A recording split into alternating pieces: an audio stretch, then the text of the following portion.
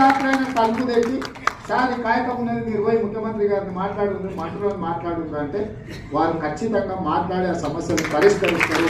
తొందరలోనే గవర్నర్ గారితో మాట్లాడి కేసీఆర్ అడ్డం పడ్డ ఒకవేళ ఆయన ఆత్మాహుతి చేసుకుంటారు సార్ మాత్రం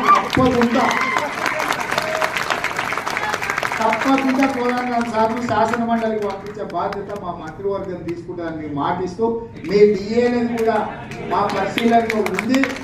ఖచ్చితంగా మీ డిఏకి సంబంధించి అదే పిఆర్సి మీ ట్రాన్స్ఫర్స్ 317 జీవో ఇట్లాంటి చాలా విషయాలు ఉన్నాయి.